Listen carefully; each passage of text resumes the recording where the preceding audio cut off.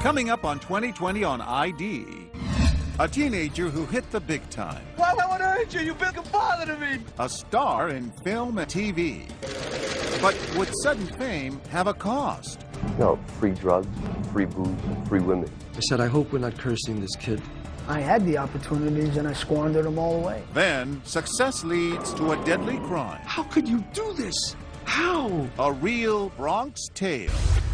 And a young woman and the two men who loved her. I was naive, very naive. I can look back and admit it. A love triangle that would turn into a deadly knot. I didn't want to believe it. My eyes were lying to me. Was it suicide? He always said that he was going to die young. Or murder? And I thought, 19-year-old kids don't pass away. Clues left behind and a chilling question. He said, if David just disappeared, would you come back to me?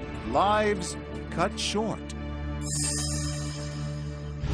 Welcome to 2020 on ID. I'm John Quinones. Adolescence can be a time of great promise, but for some, it's a turbulent period of rough passions and poor choices. And decisions made under the fog of youth can have deadly results. First, Lilo Brancato. His was a classic Hollywood tale, an unknown plucked from obscurity who skyrocketed to instant fame. But as Chris Connolly first reported in 2009, for Lilo, that fame came with a price. Back in 1993, as his young face lit up the screen in A Bronx Tale, 16-year-old Lilo Brancato looked to all the world like a teenager on the brink of showbiz greatness, an overnight sensation with electrifying ability. Don't fight me. I swear, I just went right to school and that was it. The sky was the limit. Really? Robert Downey, Leonardo DiCaprio, absolutely. I say that unequivocally. And I wouldn't say that about someone who didn't have the talent. He was plucked from obscurity to work with actor-director Robert De Niro and A Bronx Tale's writer and star Chaz Planteri. As we were shooting, I remember I said, I hope we're not cursing this kid. Back then, Lilo Brancato was given a once-in-a-generation opportunity in the movie business, handed the keys to the Hollywood kingdom. But 16 years later, in this place, no one is handing Lilo Brancato the keys to anything. An opportunity of any kind is nowhere to be found. All because of one night on this snowy driveway in the Bronx, where in a burst of gunfire, more than one man's dream would be shattered forever. It all started with a day at the beach. July 5th at Jones Beach. 1992. You still remember the year? You still remember the date? Absolutely.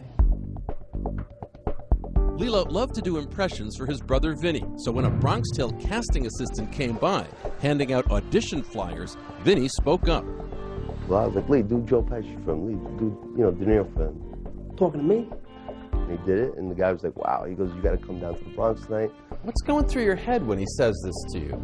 You know, Paul, confidence, I kind of thought I'd had a shot. Can I ask you something? Yeah. Lilo took a Bronx Tale production team by storm, and he got the part. It was unbelievable. He had natural ability. It was just amazing. I said, what happened to you is more rare than winning the lotto. Do you understand that? You have to take this and run with it. Do the right thing. Work hard. Go to acting school. Get even better. Do everything right. Listen to me. This is a great opportunity. You could be as big as you want to be. I used to say this to him all the time. Some guys never get that shot. You know that. I know that. I just got everything so easy. It just came so easily for me. So easily, he seemed to take it for granted, smoking before acting this scene.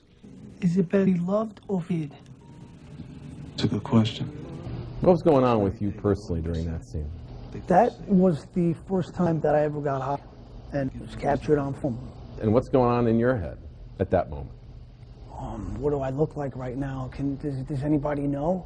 Does anybody know I'm high? And if you watch that scene, my eyes are glassy. I'm a dead giveaway. You know, I look like I'm half asleep. Do you think they knew? Do you think Chaz knew? I don't know if he knew exactly that I was high, but he knew something was off.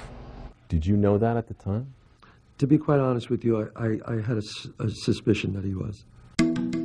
He could be such a good kid, and then the next minute, be so irresponsible. It was so strange. Before the film opened, Robert De Niro came to Lilo's home to caution him. He mentioned, the drugs. He did mention drugs. Yeah. Well, he said a lot of people are going to want to be your friends, and they don't have your best interest at heart. So you got to be careful, and you got to choose your friends wisely. You probably couldn't hear a word he told you.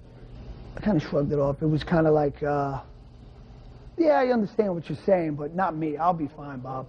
Recommend alert 1. Fame and success did follow. Lilo got roles in Crimson Tide and Penny Marshall's Renaissance Man. Hey, Larry! Who's an adult, Larry, huh? Your mother's in Got VIP treatment at every club in town. Let's face it, it feels great. I mean, it does feel great, but after a while, I guess it gets to your head. It definitely gets to your head. Yeah, not fame itself, but it was people that changed my brother. Free drugs, free booze, free women. In 1999, for The Sopranos' second season, Lilo played a good-looking hothead with a violent streak. Get back in your office. As Lilo's own cocaine use began to intensify. Were you high when you did The Sopranos? I may have been, yes. I may have been, yes. Sometimes I would run into him in a nightclub, and at the club he'd be like, running around, and I'd say, hey, take it easy. What are you doing? Settle down, relax. But he was one of those kids that just couldn't hold it together. I don't know. It's sad, man. It's sad. Even as his partying continued, Lilo never even moved out of his parents' house in Yonkers. Why didn't he leave? I guess he just had it good, dinner, whatever you needed, This kid had so much natural ability, but did nothing with it. Never went to acting school, never took things seriously, never really read scripts, didn't do anything. Instead, Lilo did hard drugs full time. Instead of having 2 drinks, you'll have 4. And then from the 4 drinks, then you'll sniff, you snort a line of cocaine. And then from that line of cocaine to come down, you'll do some heroin. And then it doesn't end. The drugs always win. His family staged an intervention, got Lilo into rehab, but nothing took. His brother Vinny felt he knew the family secret that had driven his brother to drugs. Lilo had been adopted from an orphanage in Bogota, Colombia. He'd be going to my mom's room at 3 o'clock in the morning and talking about that, and being upset about him being adopted. It always bothered him. I think that was his downfall. Late in 2005, everyone saw that Lilo's need for drugs was out of control. I said, you're fooling around with heroin. And he goes, no. And I said, listen to me now. If you don't stop this, and I've been telling you this for years, something bad's going to happen to you. By December, I was a lost cause. I was getting worse every day. Look at you. You lost like 50 pounds. You're a mess. Did you think to yourself, this is going to end really badly? I thought he was going to die. But Lilo Brancato didn't die. Somebody else did. When we come back, Lilo hits rock bottom. I was dope sick. Like I felt every ache and pain, hot flashes, cold sweats, started shaking. I needed a fix. And the results are deadly. I got a couple of shots fired. Please don't tell me something happened to my brother. Stay with us.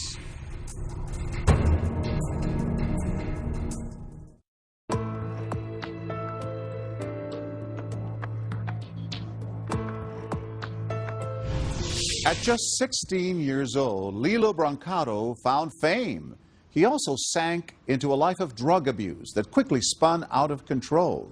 12 years later, the bright young star on the rise would achieve a different kind of fame, but this time, not on the red carpet. Here again, Chris Connolly. New York City's most somber public event, the funeral of a police officer, with his brethren in attendance and words from Mayor Bloomberg. The entire city took his tragic loss deeply and personally. In the fall of 2008, scores of police officers would also be in attendance at the trial of one of the men accused of murdering Daniel Enshautegui, Lilo Brancato, one-time movie star of A Bronx Tale. Each day at trial, they would applaud for Yolanda Rosa, sister to Officer Enshautegui. They called him a cop's cop. Mm-hmm. My brother lived and breathed being a police officer. That title suits him well because he was good in what he did. He was one of the good ones, you know? He loved it. He loved taking those bad guys off the street. The trial was a tabloid sensation, starring a Hollywood hotshot transformed into a desperate junkie. Hired to defend Lilo, high-profile New York attorney Joe Tacopina saw this as a case of wrong place, wrong time.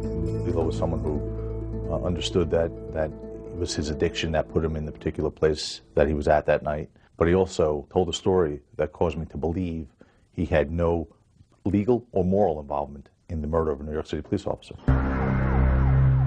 On a binge at the down and dirty Crazy Horse strip club in the Bronx with Stephen Armento, the father of an ex-girlfriend, Lilo Brancato spent the early morning hours of December 10, 2005. By 4 a.m., the men were out of drugs and had to have more.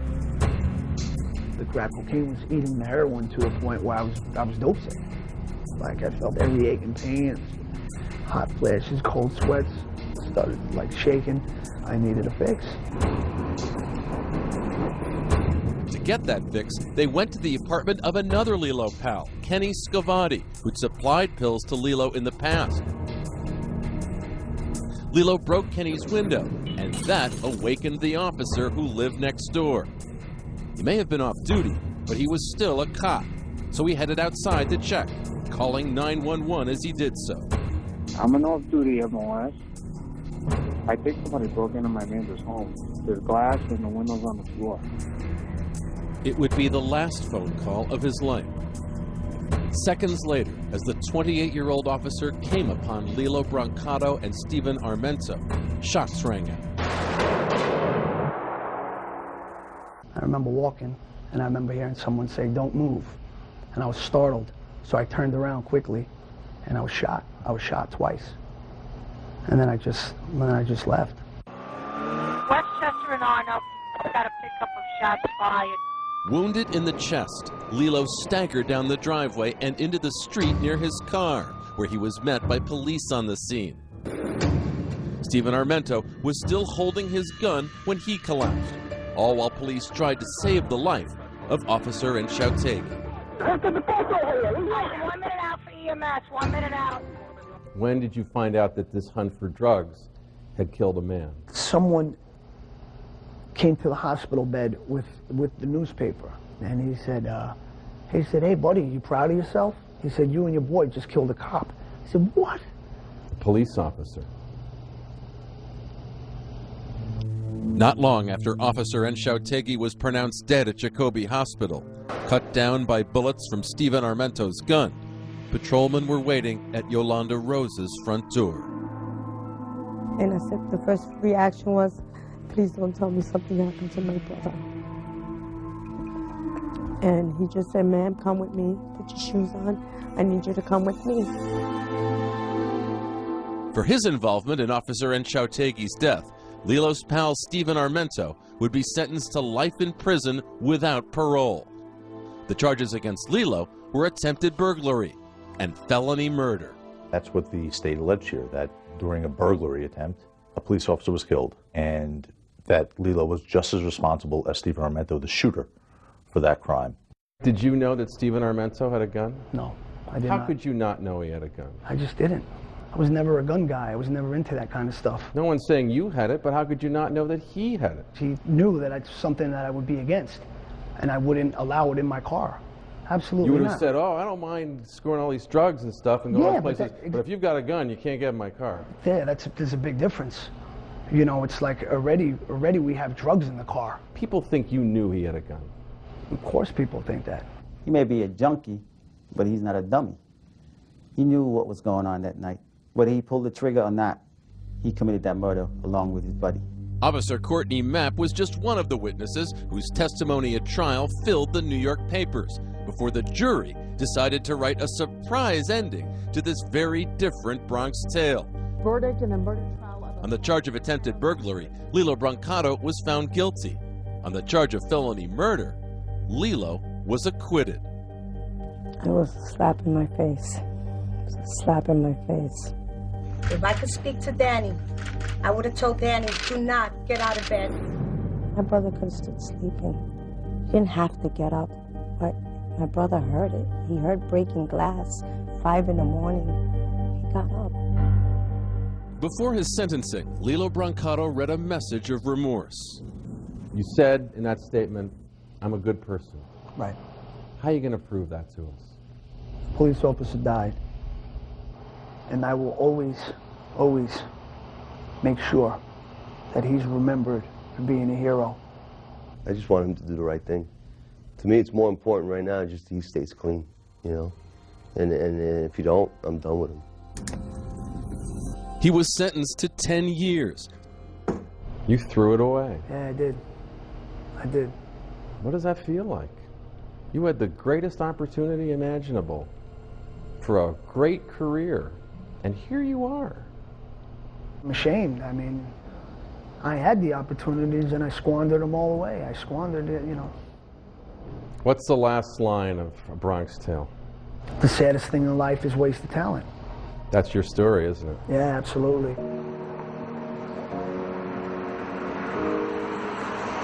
Even now, at Officer Enshautegi's precinct, his locker has been turned into a shrine to honor his sacrifice.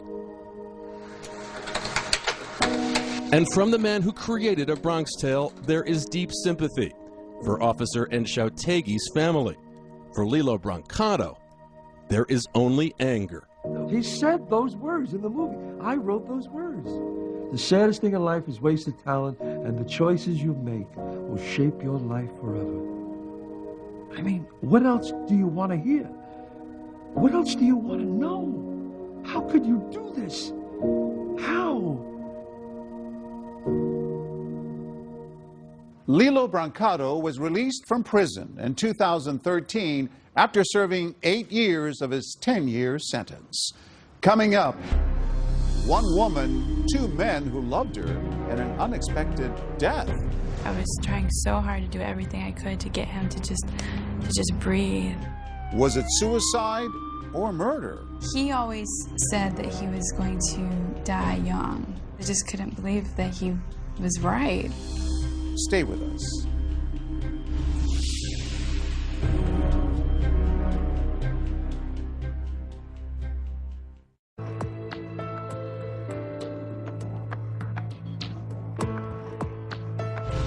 Christina and Sean Cleland had their whole lives ahead of them. So did their 19-year-old neighbor, David Heinrich. But as Cynthia McFadden first reported in 2007, their lives would become tragically intertwined. And one night, one decision would leave a trail of questions. How did a young man wind up dead in his own apartment?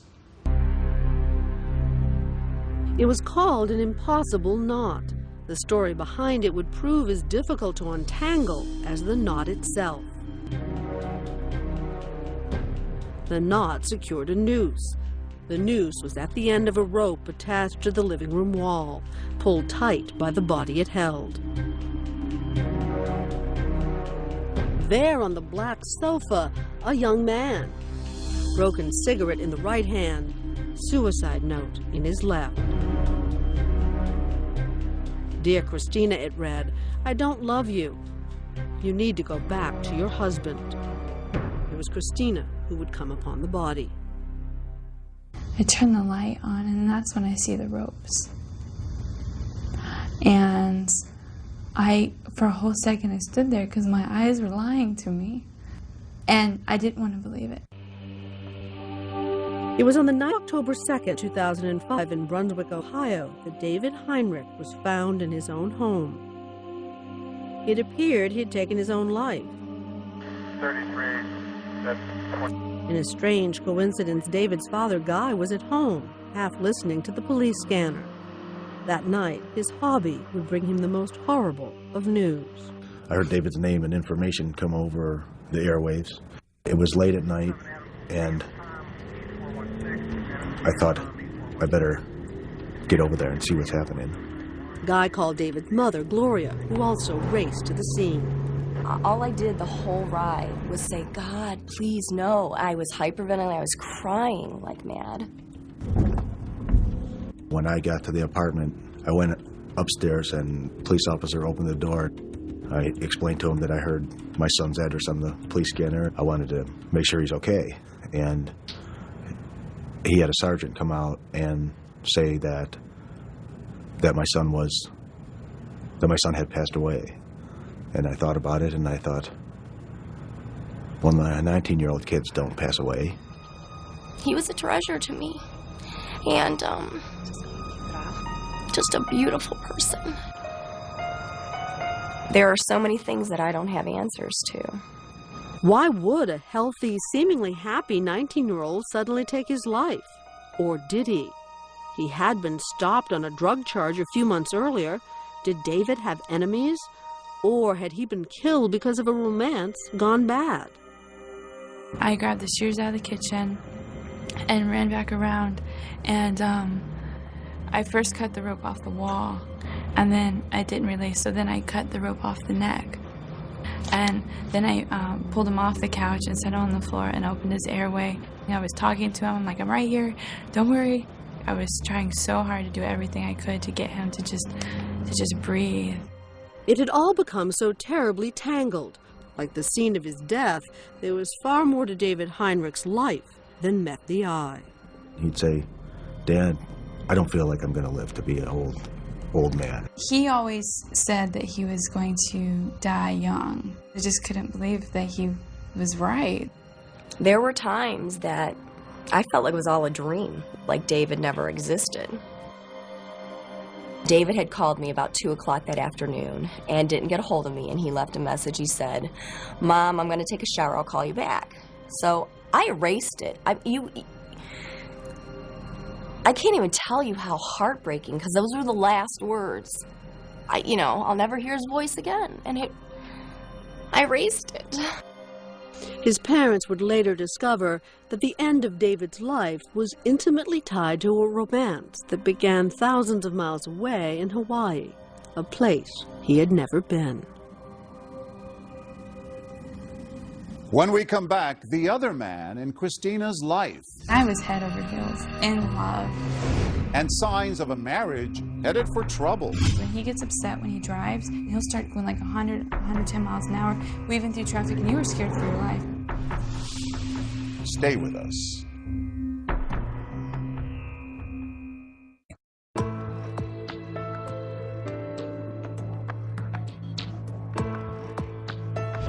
"19-year-old David Heinrich has been found dead in his apartment. It appears to be a suicide. But why would he take his own life? Or did he? Once again, Cynthia McFadden. To unravel the mystery of David Heinrich's life, we have to go back to 2001 at an isolated Hawaiian beach. A young soldier drops to one knee and asks a girl he has known only a few weeks to marry him. His name is Sean Cleland, hers Christina Eichelberger. In marrying Sean, 18-year-old Christina sees a way out of her strict Mormon upbringing. I think it was that longing to be loved that I had been searching for so long. And here this guy came up and swept me off my feet, literally. And I was head over heels and in love when we were first together. It was a whirlwind romance, it really was. Sean was a handsome high school wrestler. He was 19 when his parents divorced, an event that would unleash a powerful rage in him. But meeting Christina seemed to erase all of that. So tell me about her when you first met her. What did you see when you saw her? Oh. It was just this look in her eyes that just radiated kindness and love and everything that I had been lacking since my parents' divorce. After 2.5 months, Sean and Christina were secretly married in a small ceremony at Hickam Air Force Base in Hawaii. Well, this is the definition of whirlwind romance. I was naive. Very naive. I can look back and admit it. I was such a newlywed, and people tell you, well, when you're newlywed, it's war and love, you know? But the perils of their young marriage would soon pale in comparison to the tragedy that would be left in their wake. As Christina and Sean Cleland were starting their new life, David Heinrich was just setting off on his. he was thousands of miles away in Ohio, unaware that his life would soon collide with theirs, and unaware of how much pain life could bring. As a little boy, what was he like? He was fun. He was a big Ninja Turtle lover. That kid had so many Ninja Turtles you wouldn't believe. Outgoing, shy, what was he like? He was quiet. He was quiet. David had led a sheltered life, raised by two unmarried but devoted parents, homeschooled by his mother, his father's faithful sidekick. Would you say, being homeschooled, was he a little naive, do you think? Maybe. He was a non-threatening person. I think because he wasn't combative and he always was a good-natured person, he may have been guilty of not thinking people were so bad. I love you.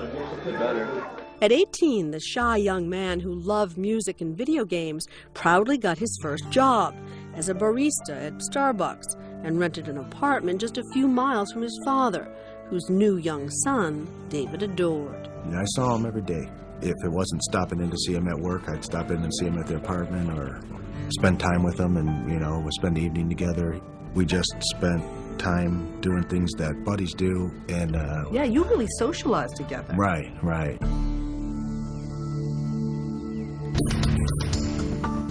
2 years after they got married, Christina and Sean Cleland left Hawaii and moved to Ohio, to this apartment complex where they crossed paths with David, moving in right next door to him. While David was enjoying his newfound independence, Christina and Sean began to argue over Sean's desire to stay in the military. Basically, since I was a little kid, my whole family's been in the military, so that's basically what I wanted to be. That's what I wanted to do. For a time, I wanted to be a JAG attorney. I always knew I wanted to join the military. Christina wanted him to quit, and for a while, Sean tried to please her, agreeing to make a fresh start, leaving the military for civilian life. But after losing 2 jobs in a row, he gave up. He didn't feel that he could make it as a civilian. He missed the uniform. He felt it was a sign from God to go back into the military. We had discussed when we first were together that he would not make it a career, and here he is about to make it a career. Did you say to him, look, I don't want you to do this? I said, if you go, I know that is going to be the end of us, because we have been apart more than we've been married. And I don't know who you are. Tensions between Christina and Sean escalated. Were you ever really physically afraid of him? He would slam things down, and there were times that he would, break things against the wall. So when he gets upset when he drives, he'll start going like 100, 110 miles an hour, weaving through traffic, and you were scared for your life. Sean tells her he has an opportunity to go to Texas for training as a military medic, and he wants to go. So what happened? He went to Texas. So he went to Texas. And she stayed behind. She got a job as a bartender and became friends with the young man next door, David Heinrich. Though at this point, she says, they were just friends. She was far from giving up on her marriage. She even headed to Texas to see Sean. I went and got some very, very nice lingerie. And I came out and I surprised him. He had the television on. He looks over at me and says, you look good. Looks over at the television, switches the channel. And I am like, are you kidding me? Did I tell you he was maybe seeing someone else? Oh, yes. In fact, he was having an affair with a female cadet in Texas. A hurt and angry Christina returns to Ohio, where David consoles her, and their friendship turns to romance. She moves in with him and makes sure Sean, who by this time has returned to his military unit in Hawaii, knows all about it. Sean is incensed. He's trying to call you and prolong the conversations and tell you he loves you, he wants you back.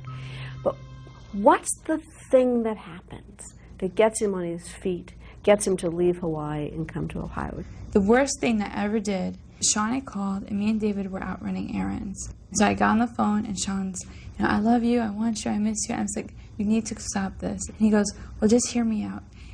In 3 months' time, he's going to have his way with you and he's going to be done. And so I turned the phone to the side and I said, are you going to be tired of me in 3 months? And he said, no way, babe. And I think that might have been the starting point there. With that, Sean's battle to win Christina back begins in earnest. Faced with the loss of his wife to another man, Sean frantically tries to win Christina back. On September 8th, Sean sends Christina pictures of himself at the beach where he proposed to her. The next day, his phone calls increase. One day, he calls 87 times in 30 minutes. For nearly 3 weeks, Sean wages a desperate campaign, and then silence. 2 days of silence. It would be the quiet before the storm. When we come back, Christina's husband pays her a surprise visit. Your ex is downstairs. And I'm like, excuse me? And asks her a chilling question. He said, if David just disappeared, would you come back to me? And I said, no, absolutely not. Stay with us.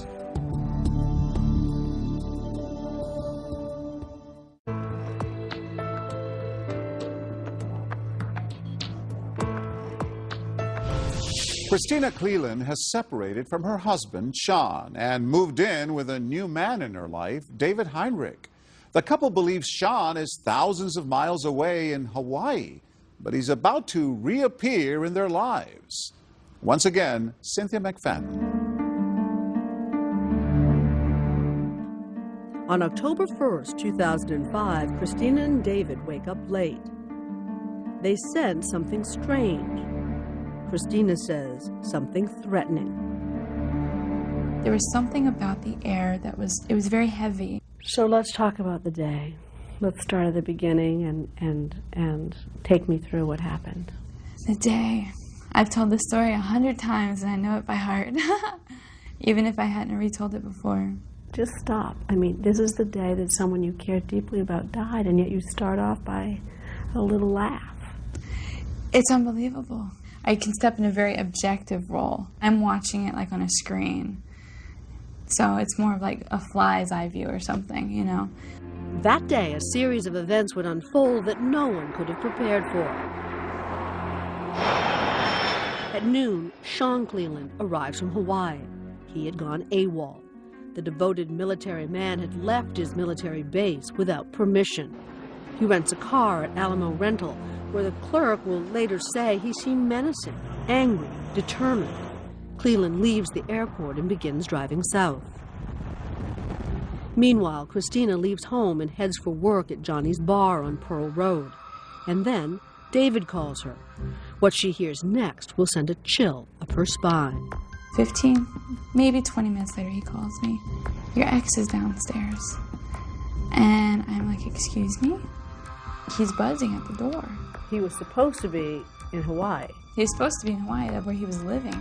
I didn't know why he was there. Sean Cleland is frantically buzzing apartment number 121, over and over, relentlessly, shattering the quiet day.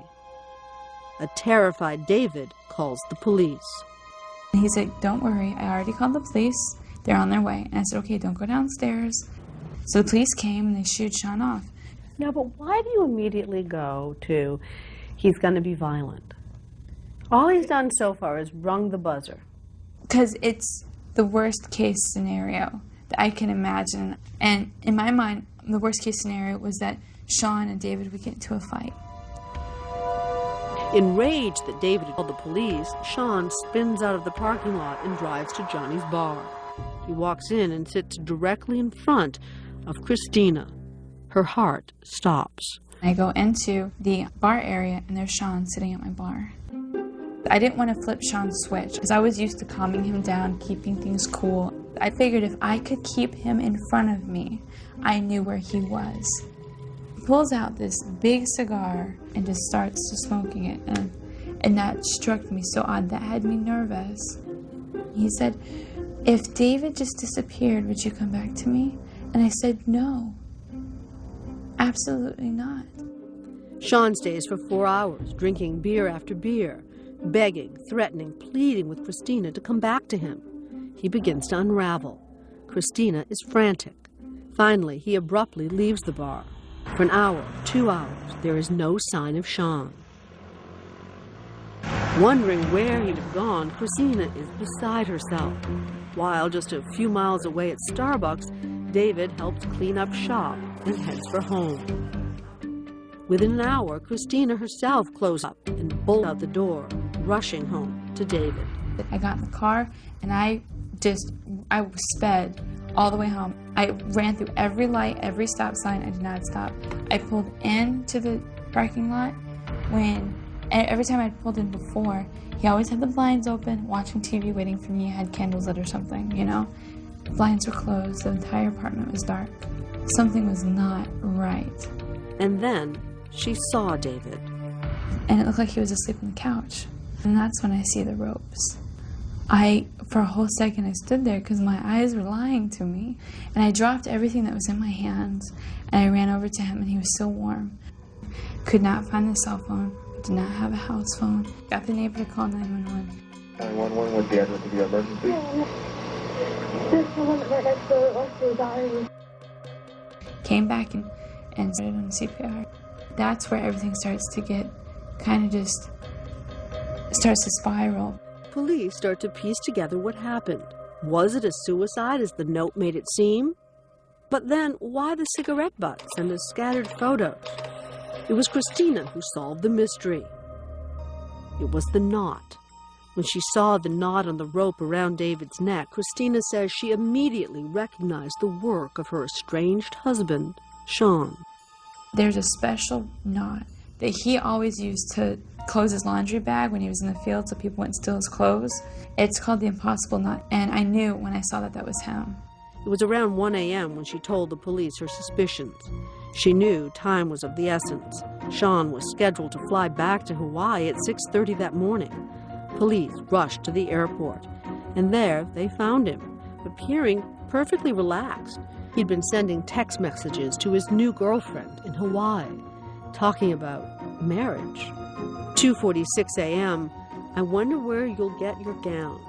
At 2:52 a.m., an all-American military wedding sounds great. In searching Sean's bag, police found erotic pictures of Christina that matched the same batch of intimate photos found scattered near David's body. It was those photos, he would later tell police, that pushed him over the edge. The video camera set up next to his bed. I saw the pictures of my wife naked. I saw handcuffs in my wife's dresser, lingerie everywhere. He broke quickly. And then it enraged you to the point where you killed him. That's what ended up happening. I didn't want to kill him. I couldn't stop. I checked his pulse and I just ran. Sean talked to the police for 36 minutes. Okay? I was scared. I was freaking out. I had just assaulted this guy, put a noose around his neck. Because he was dead. That's why you got scared. Correct? He wasn't dead yet. He had a pulse. He had a pulse when I left. But then you assumed he was going to die? There was a possibility, yeah. It crossed my mind that he could die.